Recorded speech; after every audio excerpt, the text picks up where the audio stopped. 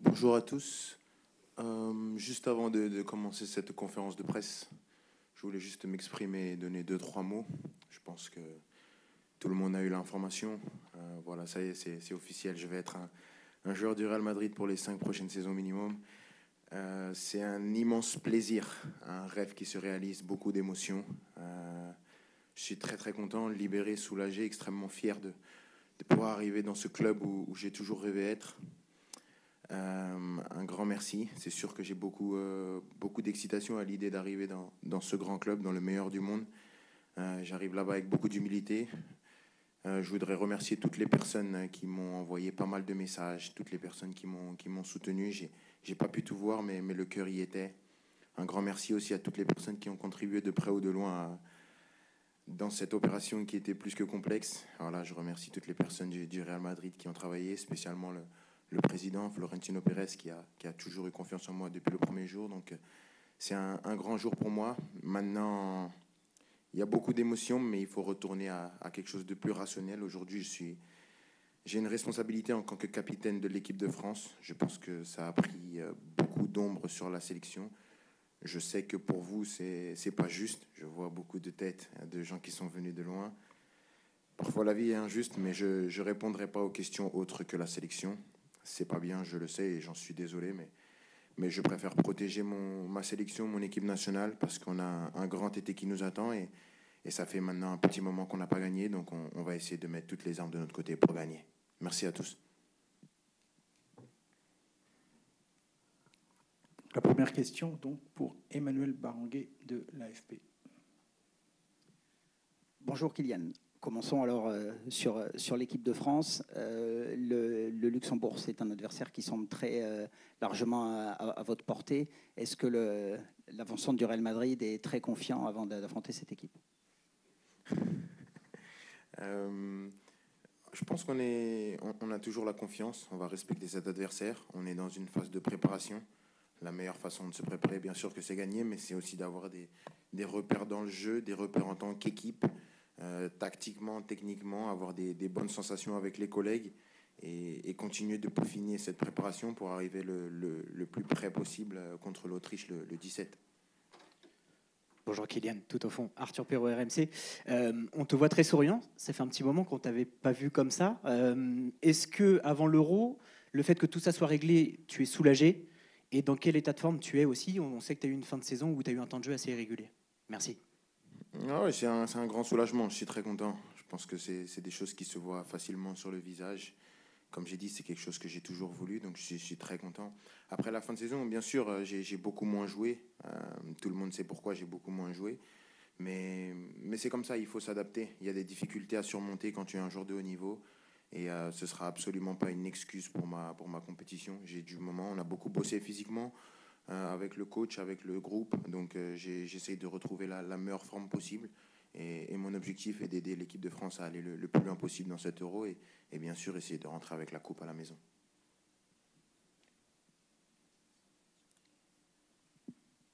Bonjour Kylian, je suis Julien Thomasville, les DNA. Oui, pour revenir aussi sur le côté soulagement, est-ce que ça peut avoir un impact dans ton jeu aussi d'être libéré psychologiquement? Est-ce que c'est la meilleure formule aussi pour que tu puisses te donner sur le terrain? Je pense qu'un homme heureux a plus de chances de bien jouer qu'un homme malheureux. Maintenant, il n'y a aucune excuse pour toutes les performances que j'ai eues ou que je vais avoir. C'est juste un sentiment. C'est sûr qu'aujourd'hui, je suis très content. Maintenant, c'est pas parce que je souris que ça va faire gagner des matchs, hein. Il y a un boulot à faire. Toute l'équipe, on doit se préparer, moi le premier. Mais bien sûr que voilà, j'apporte de ces matchs sereinement avec bonne humeur et enthousiasme. Bonjour Kylian, Jérémy Moreau pour M6. Justement, maintenant que le transfert est fait, comment tu le sens cet Euro? Non, j'ai toujours senti de la même façon. C'est une compétition qui est très compliquée. Pour moi, plus compliquée qu'une Coupe du Monde. Même si une Coupe du Monde, il y a tellement de pression que l'enjeu prend beaucoup le dessus. C'est difficile de répondre présent du niveau, mais si on parle de niveau, c'est difficile parce que toutes les équipes se connaissent. On a l'habitude de se jouer tout le temps, donc tactiquement, c'est un football qui se ressemble. C'est très très difficile. Dès les phases de poule, c'est très très difficile. On voit notre poule, on joue l'Autriche, une équipe très surprenante. On a les Pays-Bas, une très bonne équipe. La Pologne, une équipe qu'on avait joué en huitième de finale à la Coupe du Monde, mais qui s'est qualifiée de justesse au barrage. Ça prouve la complexité de la compétition. Donc c'est une compétition qu'on n'a pas gagnée depuis longtemps. 24 ans, c'est énorme pour un pays comme le nôtre. Maintenant, on ne se met pas de pression supplémentaire. Comme j'ai dit, l'objectif, c'est d'arriver prêt dans cette compétition. Donc on continue de se préparer et d'être dans la meilleure forme possible pour arriver à performer déjà aux phases de poule. C'est la première compétition. Bonjour Kylian, Dominique Sévrac, Le Parisien. Quel bilan tu fais de ta saison au-delà des stats, les buts, les passes D? Comment tu t'es trouvé cette saison? Je pense que j'ai attaqué cette saison avec une ambition différente, un jugement différent sur ce que je fais, une exigence différente, parce que j'ai toujours pensé que j'allais jamais jouer. Donc à partir du moment où j'ai juste foulé la pelouse, pour moi c'était une saison réussie. Mais c'est sûr que cette saison, si on prend en comparaison avec toutes les saisons que j'ai pu donner, toutes les saisons que vous avez pu voir, je pense qu'il y a eu des mieux que celle-ci. Mais je pense que celle-ci, ça a été la plus difficile à jouer. Et la jouer comme je l'ai joué, je peux qu'être fier, et je suis beaucoup plus fier de cette année-là, même si on parle vraiment que techniquement, en termes de performance, elle est peut-être un peu moins bonne dans mes standards à moi, mais quand je sais tout ce que j'ai dû traverser pour jouer, tout ce que j'ai dû subir tout au long de l'année, je pense que c'est la meilleure saison de ma carrière. Bonjour, Nicolas Le Gardien de Sud-Ouest. Qu'est-ce qui différencie ce que te demande Didier Deschamps en équipe de France et ce que pouvait te demander Luis Enrique avec le PSG cette fin de saison? C'est deux philosophies complètement différentes, deux visions du football complètement différentes.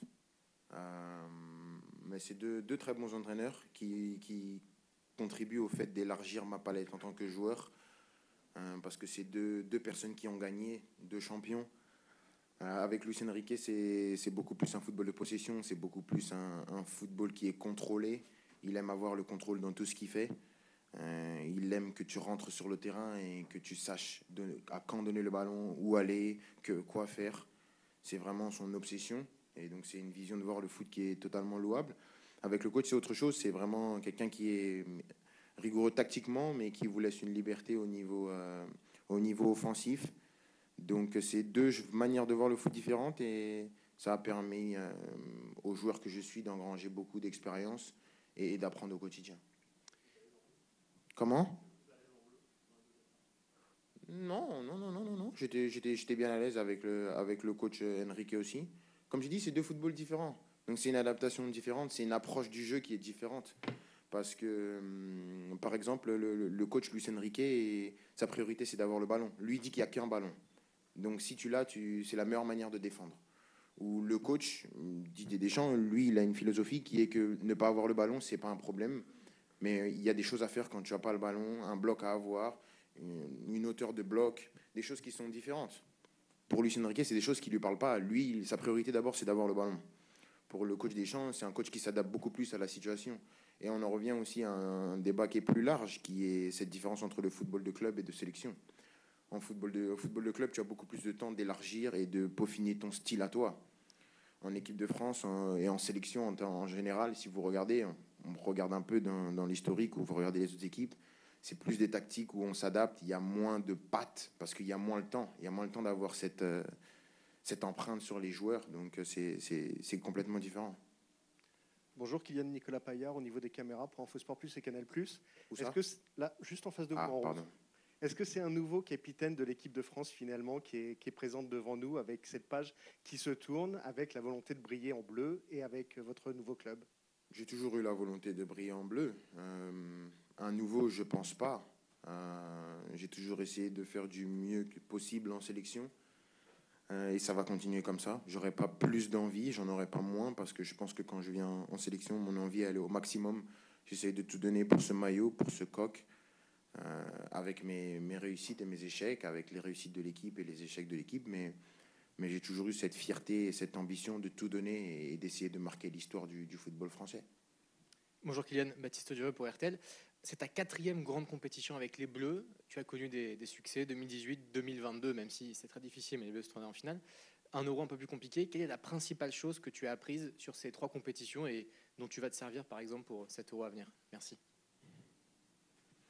Euh, c'est une question qui est à la fois, qui est un peu difficile parce que en 2018, j'ai pas appris. Je suis arrivé et j'ai gagné tout de suite. Donc, tu apprends pas quand tu gagnes. C'est la vérité. J'ai pris une baffe à l'Euro avec une compétition ratée. J'ai eu beaucoup plus d'apprentissage, c'est sûr. Et donc, je pense que l'Euro m'a servi pour la Coupe du Monde, qui était 1 an et demi après. C'était proche. Donc, je peux dire que la compétition où j'ai le plus appris, c'est l'Euro 2021. C'est sûr, c'est pour moi la grosse tache noire dans mon CV en sélection. Et donc, après la Coupe du Monde 2022, tu apprends aussi, parce que c'est de l'expérience. Jouer une Coupe du Monde, ça t'enrichit en tant qu'homme, en tant que joueur. Mais voilà, on la perd au tir au but. On va jusqu'au bout de ce qu'on peut faire. Je pense que même si on la rejoue, on donne tout, bah, je pense qu'on fait la même chose. Donc c'est compliqué, mais l'euro m'a beaucoup servi et ça tombe bien, on va jouer un euro. Donc je pense que même dans l'état d'esprit, j'ai cet état d'esprit revanchard. Je pense que euh, le joueur que je suis en Coupe du Monde a démontré toute sa qualité. Le joueur que je suis à l'euro a encore tout à démontrer. Donc c'est à la fois excitant, c'est à la fois un challenge aussi individuel et collectif. Parce que comme j'ai dit, ça fait 24 ans qu'on n'a pas gagné l'euro. Et je pense que les gens sont impatients de regagner cette compétition.